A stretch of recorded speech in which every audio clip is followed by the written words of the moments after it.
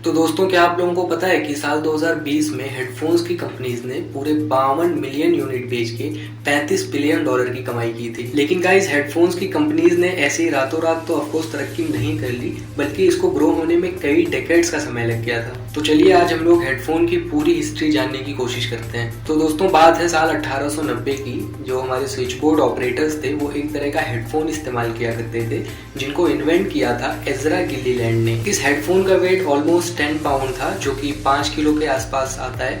इसमें एक ईयरपीस हुआ करता था और एक बड़ा सा माइक होता था जो यूजर अपने शोल्डर पे रख के बात किया करते थे। इस पिक्चर में आप देख सकते हैं इस लड़की ने कैसे अपने शोल्डर्स पे इस पूरे हेडफोन को रख रखा है। तो यही टेक्नोलॉजी काफी सालों तक इस्तेमाल की गई। उसके बाद आ जाता है साल 1910। 1910 में पहली बार नथानियल बाल्डविन ने एक ऑफिशियल ऑडियो हेडफोन बनाया।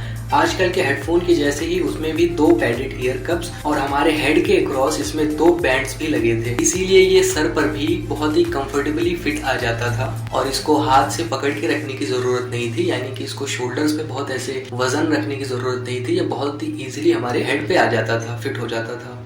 तो उस वक्त के हिसाब से देखा जाए तो ये टेक्नोलॉजी बहुत ज़्यादा अच्छी थी, लेकिन जो कुछ पुराने इन्वेंटर्स थे उनको ये इन्वेंट जो बाल्डविन की थी ये पसंद नहीं आई और उन्होंने इसका बहुत मजाक उड़ाया। लेकिन यूएस की नेवी ने जब इन हेडफोन्स को पसंद किया और इनको पिकअप किया, तब जाके उन लोगों को इसकी वैल्यू का पता चला, जो लोग इसका मजाक उड़ाया करते थे। इसके डिज़ाइन और इसके लाइट वेट को देखते हुए यूएस नेवी ने एक बड़े पैमाने पे इसे बनाने का ऑर्डर दे दिया। तो ऑफकोर्स ये बाल्डविन के लिए एक बहुत बढ़िया अपॉर्चुनिटी थी अपना बिजनेस ग्रो करने के लिए। लेकिन अनफॉर्चुनेटली कुछ फाइनेंशियल क्राइसिस की वजह से और कुछ फ्रॉड वगैरह हुए थे उनके साथ, इसी वजह से वो ये बना नहीं पाए और उनकी कंपनी भी बैंकरप्ट हो गई थी। तो दोस्तों, उस टाइम हेडफोन्स का इस्तेमाल बस कॉलिंग पे बात करने के लिए की जाती थी या कम्युनिकेशन के लिए यूज़ किया जाता था।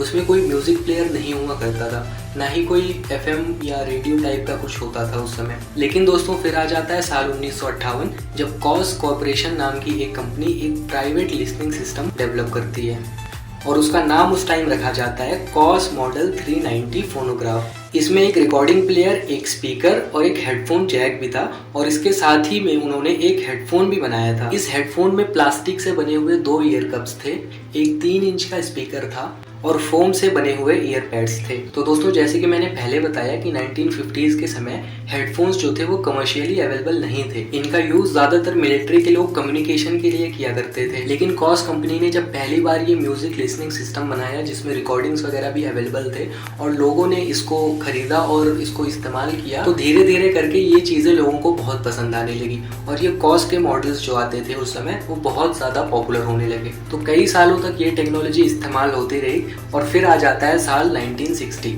जब पहली बार वायरलेस हेडफोन का जन्म होता है। अब आप समझ सकते हैं कि 1960 में वायरलेस ईयरफोन बन चुका था, लेकिन जो ब्लूटूथ आया था वो 2004 में। तो ब्लूटूथ के आने के बहुत पहले ही वायरलेस ईयरफोन बन चुका था। इन हेडफोन्स को रेडियो हेडफोन के नाम से जाना जाता था। इनमें इनबिल्ट एफएम रेडियो होते थे और दोनों ईयर कप्स में 2-2 इंच के स्पीकर होते थे। इसको बड़ी ही आसानी से लोग अपने कान में पहन के इधर उधर आसानी से आ जा सकते थे, क्योंकि इसका वेट बहुत ज्यादा कम था और बहुत ज्यादा ये कंफर्टेबली वेयर कर सकते थे, पहन सकते थे इसको, और इसमें एफएम म्यूजिक कुछ भी सुन सकते थे बहुत ही आसानी से। तो लोगों को ये चीज़ भी बहुत ज़्यादा पसंद आई और ये मॉडल भी बहुत ज़्यादा पॉपुलर हो गया था। उसके बाद दोस्तों 1966 यानी कि 1966 में बीटल्स फोन आया और 1969 में the first open back headphone आया। फिर 1979 में सोनी कंपनी ने द वॉकमैन हेडफोन बनाया। फिर 1989 में बोस कंपनी ने एक नॉइज कैंसिलेशन हेडफोन भी बनाया और ऐसी धीरे धीरे हेडफोन्स की कंपनी ने ग्रोथ की। फिर 1994 में बोन कंडक्शन हेडफोन्स आए थे। फिर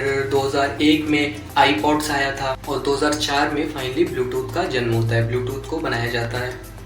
और गाइस, एक बात नोट करना कि 2015 में, साल 2015 में पहली बार वायरलेस ईयरबड बनाया जाता है। उससे पहले वायरलेस ईयरबड नहीं था और फिर धीरे धीरे ये हेडफोन और ईयरफोन बहुत ज़्यादा कॉमन हो गए। अब आप लोगों को भी ये बात पता है कि आजकल हेडफोन की वैल्यू ये है कि हेडफोन आपको 50 रुपये में भी ठीक ठाक मिल जाता है, जिसमें आप आसानी से म्यूजिक भी सुन सकते हैं, कॉल पे बात भी कर सकते हैं और बहुत सारे जो भी काम है हेडफोन के वो आप आसानी से 50 रुपये 100 रुपये के हेडफोन में भी कर सकते हैं। लेकिन गाइस, आज से लगभग 100-150 साल पहले जब पहली बार हेडफोन बना था तो उसका वेट आप देख सकते हैं कितना था। लेकिन जिस हिसाब से टेक्नोलॉजी ने ग्रोथ की उस हिसाब से आज आप हेडफोन का वेट देख सकते हैं। तो दोस्तों, हेडफोन की पूरी हिस्ट्री ऑलमोस्ट मैंने आपसे बता दी और हो सकता है कुछ पॉइंट्स मैंने मिस कर दी हो, तो उसके लिए आई एम सॉरी।